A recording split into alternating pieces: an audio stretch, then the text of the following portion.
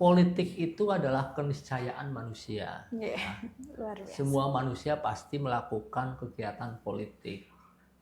Maka kita tidak pernah bisa kemudian mengatakan aja politik-politik kan, karena hidup kita sudah penuh dengan politik.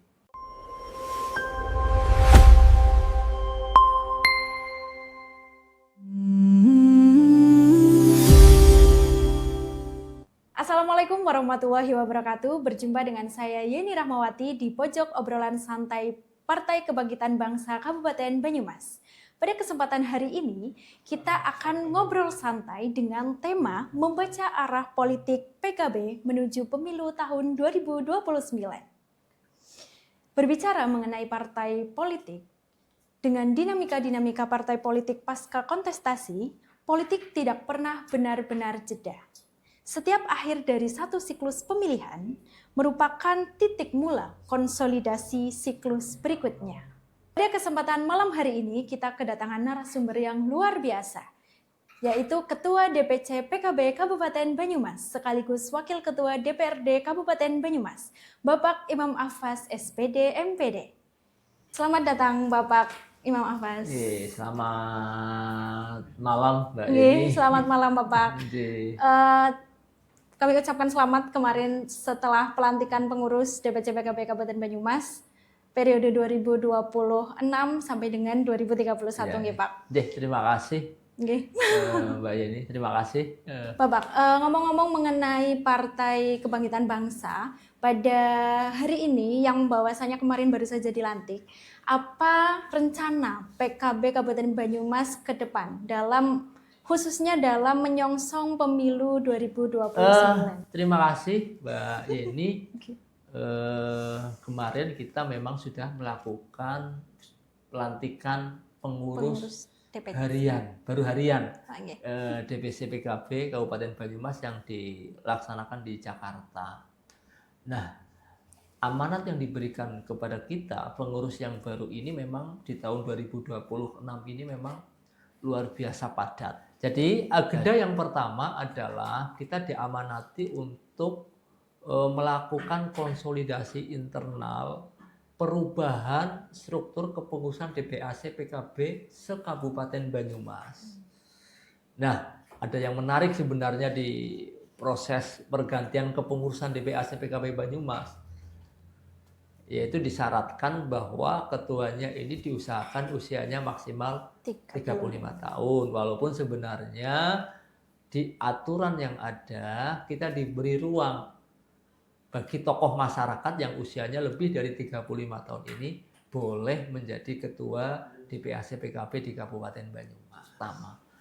Kemudian selanjutnya adalah setelah kepengurusan DPAC PKB Kabupaten Banyumas terbentuk, itu langsung nanti akan dilaksanakan kegiatan musyawarah ranting PKB se-Kabupaten Banyumas.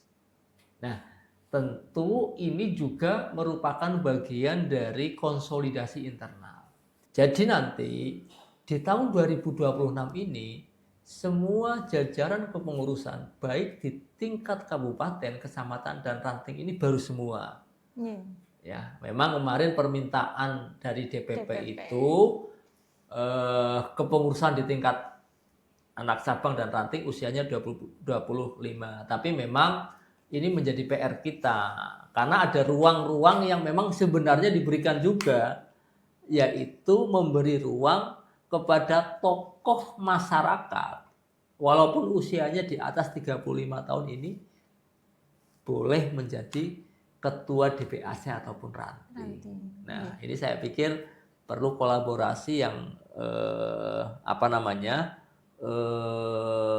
baik, sehingga kemudian tujuan-tujuan partai bisa terwujud. Agenda yang ketiga yang memang diminta oleh DPP PKB adalah musyawarah kerja DPC PKB. Nah, musyawarah kerja ini menjadi arena yang strategis membentuk arah kebijakan partai. Karena nanti akan muncul gagasan-gagasan program kerja, kemudian keberpihakan partai, kemudian arah gerak partai, untuk mencapai tujuan yang disepakati bersama, baik oleh segenap jajaran kepengurusan DPC dan juga DPAC PKB Kabupaten Banyumas. Oke, Bapak, terkait dengan partai politik pada saat ini, banyak sekali yang mengatakan, banyak sekali pepatah yang mengatakan bahwasannya pemilu kemarin baru selesai, tetapi mesin politik untuk pemilu berikutnya yang pada saat ini adalah 2029 sudah harus dipanaskan. Bagaimana Partai Kebangkitan Bangsa Kabupaten Banyumas membaca ruang dan ritme politik pada hari ini? Terima kasih Mbak Yeni. Betul yang disampaikan bahwa pemilu itu bagi partai politik memang tidak pernah berhenti, tidak pernah jeda berproses. Artinya apa?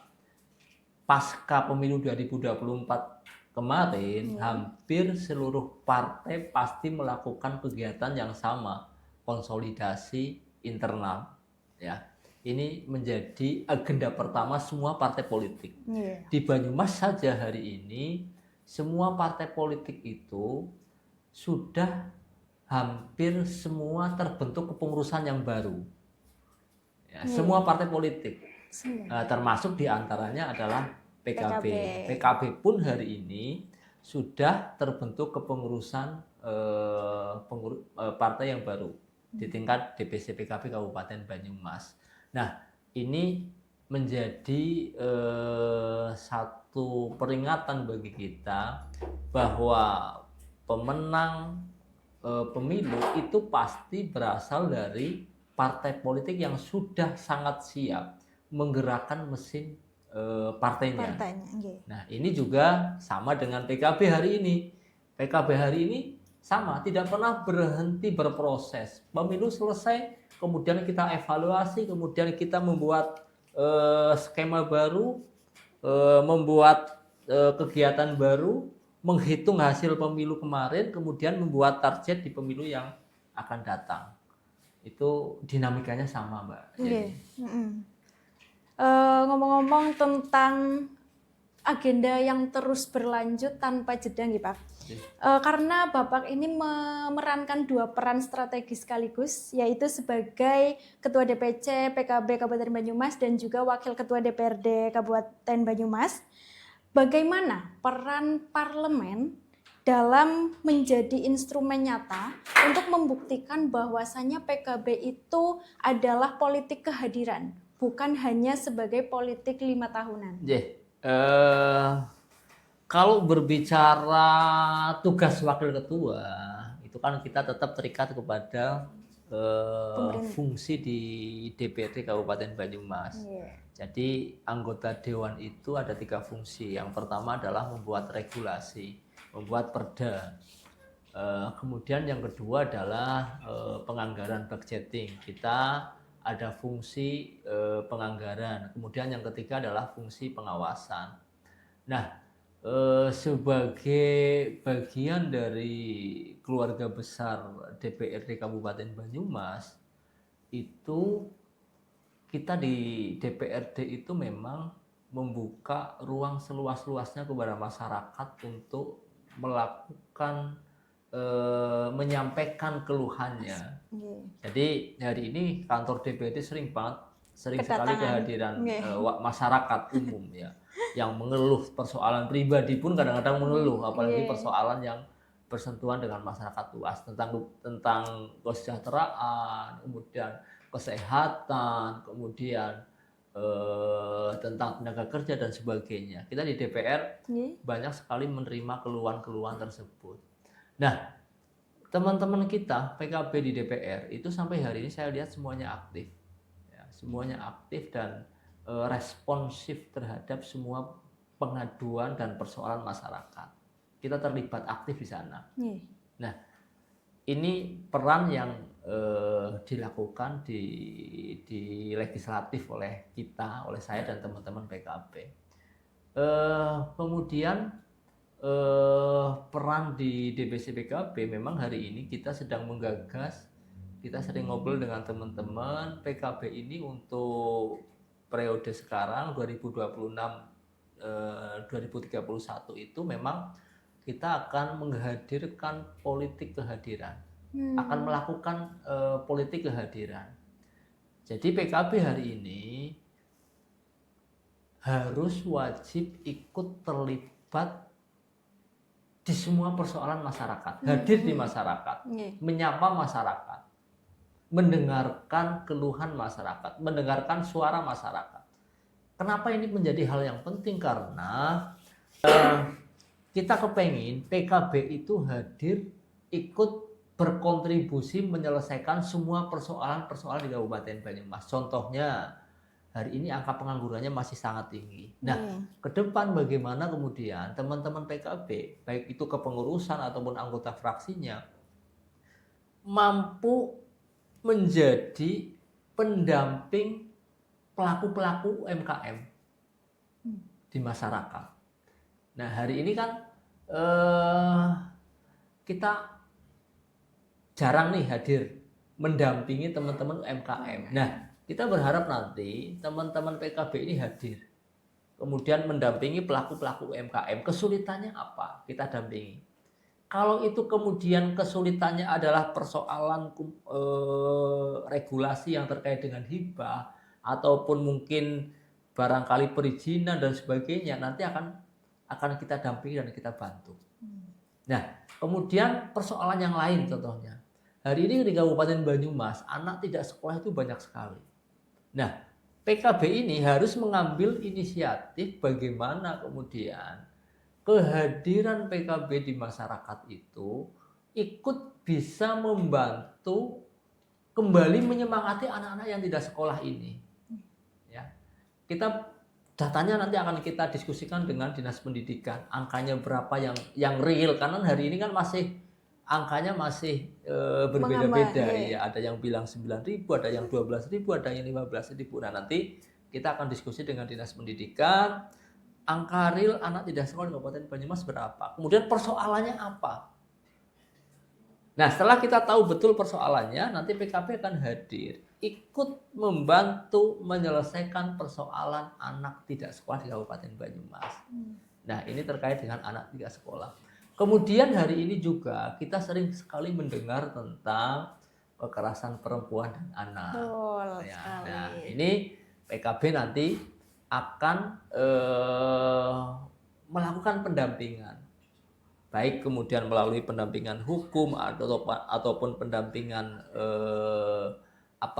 secara fisik dan pembinaan, bagaimana kemudian PKB ikut berkontribusi mendampingi teman-teman masyarakat, khususnya perempuan yang mengalami kekerasan dan juga terhadap anak. Nah, kita sudah punya pengurus DPC PKB yang punya jaringan sampai Jakarta, nanti tinggal kolaborasi saja. Bagaimana kemudian PKB bisa hadir membantu melakukan pendampingan terhadap perempuan dan anak yang mengalami kekerasan. Oke, Bapak. Jadi untuk pendengar di manapun berada, itu adalah rangkaian-rangkaian atau rencana-rencana yang akan dilaksanakan oleh DPC PKB dalam 5 tahun ke depan sebelum pemilu 2029. Lalu nih Pak, pada 2024 kemarin DPC PKB itu mendapat 9 kursi. Lalu bagaimana fokus utama atau mapping DPC PKB Kabupaten Banyumas dalam menghadapi pemilu 2029, khususnya mengenai penambahan kursi di DPRD Kabupaten Banyumas? Kita punya 9 kursi sekarang. Ya, 9 kursi. Tentu kemudian kita berupaya menargetkan penambahan kursi.